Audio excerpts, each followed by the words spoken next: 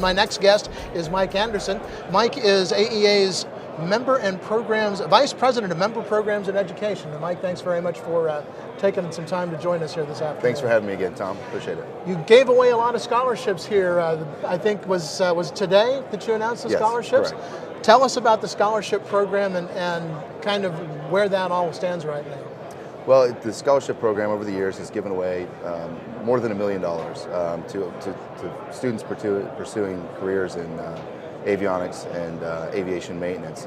I've been a part of that for the last 14 years, so I've given away a good bit of that myself. We do about 23 different awards this year, and valued at about $125,000 total. Scholarships ranging from $1,000 to local technical college up to $35,000, $40,000 for students attending Spartan College. So we've got a wide range. And we also do a couple programs for our members, and then we also do some flight training for our members as well. Talk to us a little bit about where some of those, the kinds of career tracks that those students who receive those scholarships are looking at and where they go. Yeah, primarily they're focused on careers in avionics. Obviously we've got technicians that have a wide range of skills in our repair stations. And so some of them are maintenance technicians, but it's primarily focused on avionics. And that could land them in jobs in the general aviation community, in the commercial aviation community, potentially space. There's so many emerging markets.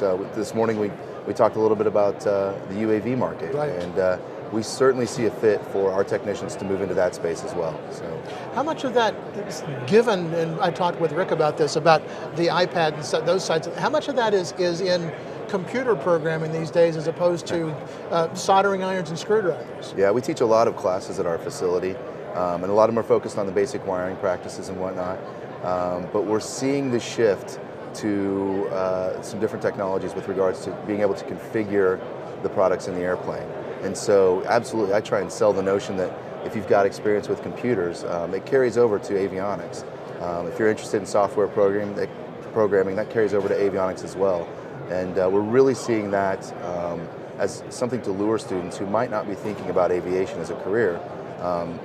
Cockpit and cabin entertainment's another one, where you've got a lot of carryover from the consumer marketplace. And we feel like we can attract some students beyond their aviation passion with some of the things that they see in the consumer electronic market space. Are you able to follow some of these students and keep track of them as they move through their college careers and see what they're able to do with the money that you're able to give them? So whenever I make contact with them that they've won the award, I tell them that means that it's a lifetime of me following up with them to find out where they're at. I don't have the luxury of keeping track of all of them, but I do hear from a number of them. In fact, I met one on the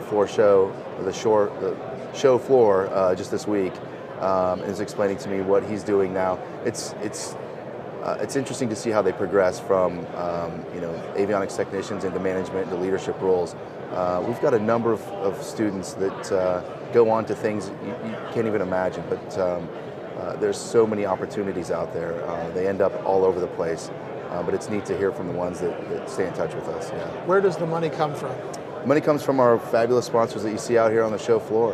We've got a lot of associate members, is what we refer to them, as vendors, OEMs, manufacturers of avionics, that basically pay us to distribute the scholarship money every year. We also host the silent auction fundraising event that's going on right now in the exhibit hall. That's some good stuff too. A lot of goodies. We have a lot of technically focused people here, so there's a lot of consumer electronics back there that obviously we sell in the auction, and that raises funds for the awards. So we have no problem finding people that are interested in helping with the future of these technicians. And has that program been growing? It has. The number of awards has stayed about the same. The dollar size has grown. From time to time, we may lose a sponsor, but whenever we do, we gain a new one. Obviously, in our industry, there's a lot of mergers and acquisitions, so new entrants into the market that want to step up and help out. And with that, we certainly can grow the scholarship program.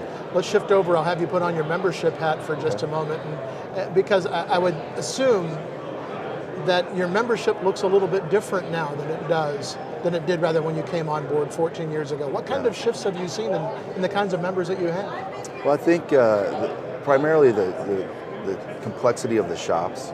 I think technicians are technicians, and certainly their skills and experience change over the years. But I would say the complexity of the shops and the complexity of the aircraft they're working on. I don't know that the demographic has changed. I feel like we are a little bit older than some of the other industries, and that's an issue we have in trying to get young students in.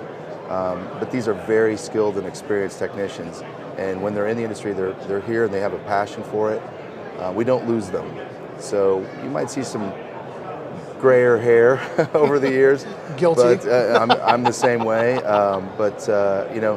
That just means that we've got a lot of experience out there, and so we're looking to attract some of the younger folks.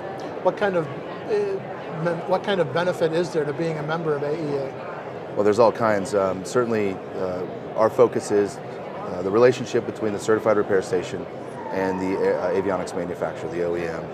And so whatever we can do to be the conduit between those two. Obviously our trade shows, our networking opportunities, marketing opportunities, but then we also look at ourselves as a business partner for these Part 145 repair stations.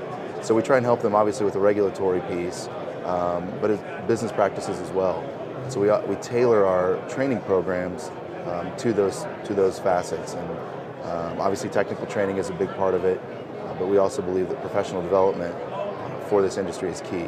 We've got a lot of professionals, a lot of people that move from a technical position to a leadership position, and they need some of those soft skill development. And so we focus on that, and we feel like we do a pretty good job of providing our members those training opportunities. You mentioned a few moments ago, and it occurs to me that it was not too long ago that the UAV started to become more prominent. And that's a segment of this industry that maybe a lot of folks don't think about, but the things that go on in AEA and the things that the members of AEA produce are extraordinarily important in that UAV market, and I would assume that you're seeing a lot of interest in AEA from those kinds of manufacturers. Absolutely. We've got, we're just scratching the tip on that, I think, with regards to, I think they know the technology, there's carryover. Obviously the certification of the product is a little bit different or non-existent, but a lot of them have an interest from a hobbyist standpoint, and are starting to see this mature where it might actually become part of their business, something they can maintain, inspect, and help ensure that these things are flying safely in our airspace. And so there's a lot to be decided with that in that regard, but I feel like our members are a natural fit from a technical aptitude standpoint to work on UAVs. So we're very excited about the things we can offer as an association to our members with regards to those products. If you had to think about in the 14 years you've been watching this industry and dealing with members, if you had to think about what was the biggest leap in technology that you've seen over those 14 years, what would that be?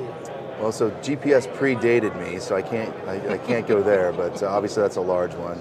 As you get into the cabin, you think Wi-Fi and some of those things and what that enables, the office in the sky, I think that's a large one. The miniaturization of product, frankly, I think that's the weight savings and the ability to do things with small devices. The glass cockpit obviously comes to mind, the ability to put so much information in such little space and with such weight savings and high reliability, ease of use. I'd say miniaturization, it's sort of that Moore's law with the technology that's out there, and I think that applies in our market space. And I think every time you turn around, you look and everything has gotten smaller. Yeah. And the fact that we can do so many things with tablet devices and smartphones and things of that nature, I think we've only really seen the very beginning of what is going to come out of this industry. Absolutely. Yeah, the future's exciting. And I think we have that conversation when we talk every year. We see new things come out on the show floor, and we're excited about that. But we might not even know 5 or 10 years from now. Obviously, we're focused on ADS-B in the next 5 years, but that's not stopping development of other technologies and more mature technologies with pilots communicating with air traffic control and pilots communicating with each other. I think there's a lot of things that are going to happen that are really exciting for our members. Mike, I want to thank you for joining us this afternoon. Had a great conversation as always, and good luck with those scholarship programs and bringing those kids along and making good avionics technicians out of them. Thanks, Tom. I appreciate it. Aero-TV's coverage of the 57th Annual AEA International Convention and Trade Show, live from Nashville, Tennessee, is brought to you in part by the following sponsors.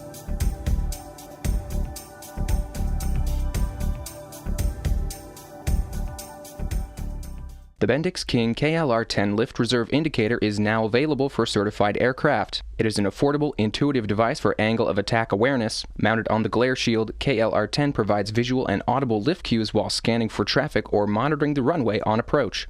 The TI-250 DC to AC inverter pumps out 250 watts of clean, regulated AC cabin or cockpit power. It's perfect for laptops, iPads, tablets, chargers, and special missions equipment. Available from your local avionics dealer.